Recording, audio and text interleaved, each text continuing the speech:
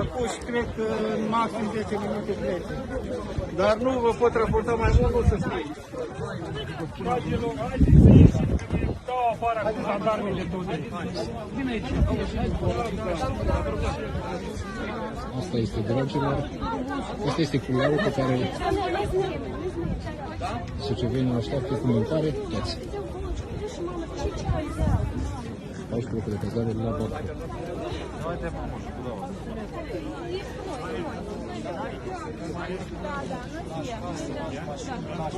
Asta este, dragilor, solidaritate.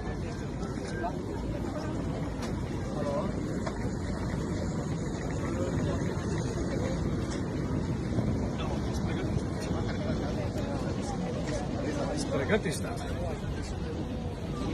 Ce ne faci meu cu scală?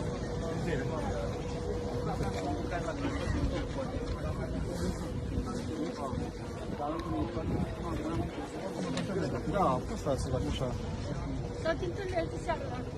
Să venim acolo? Aici este Arhiepiscopia Suceavei și Rădăuților, care are de toate. De la covrigi până la pateuri, apă, tot ce vreți pe mâinile voastre.